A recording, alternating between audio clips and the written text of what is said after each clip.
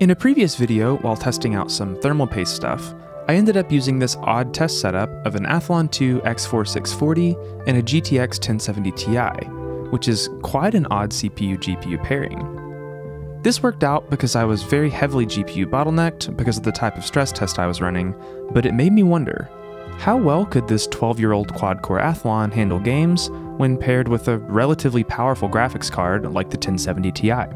So today, we're going to run a few games and find out.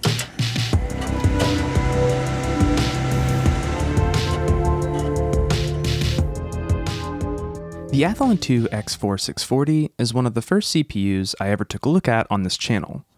This quad-core 3 GHz processor was released in 2010 by AMD for the AM2 Plus and AM3 sockets. And when we upgraded an old compact system with one of these, we saw that, while it wasn't perfect, it still made for a decent experience when doing basic tasks like browsing the web, even in Windows 10.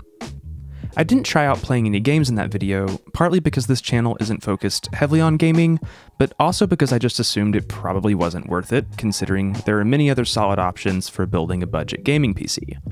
When I set up this test bench for a video though, I couldn't help but see what would happen if we gave the X4640 and GTX 1070 Ti a go at a few games. Now, I don't do a ton with gaming benchmarks, so my test methodology isn't as solid as someone like Steve from Hardware Unboxed or anything, but since I'm not comparing it to any other CPUs, it shouldn't be too big of an issue, and will still give us a decent idea of what this CPU is capable of. Also, because I haven't really benchmarked a lot of games, my testing library is probably a little bit unorthodox, as it's really just a handful of games from my personal library. Let's go ahead and get things kicked off though with my personal all-time favorite, Hollow Knight. I expected this to at least be playable since it's a 2D title, and when running at 1080p on the default settings, we see that this is mostly the case, with an average of 87 frames per second, and 1% and 0.1% lows of 51 and 32 frames per second respectively. There was a little bit of stutter at times, but I consider myself a pretty avid Hollow Knight player, and it really didn't seem that bad to me. Next, we have Rocket League. Here, I accidentally messed up and left VSync on, so the frame rate was capped at 60 frames per second, but that ended up not mattering all that much. With everything else set to the high quality settings, we got an average of 59 frames per second, and 1% and 0.1% lows of 25 and 16 frames per second.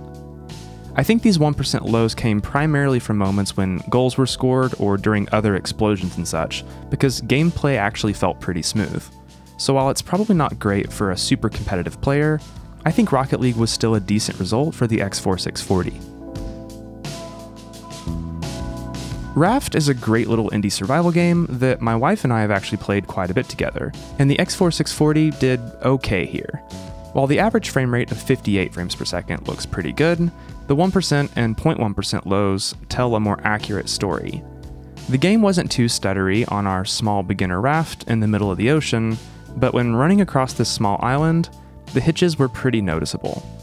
I imagine this would only be worse on some of the larger islands later in the game. I would still describe the experience as playable though, at least in the early game. What was not playable, however, was Valheim. I was kind of hoping that this might work because the game was very heavily GPU intensive in my experience, at least when I played it around launch.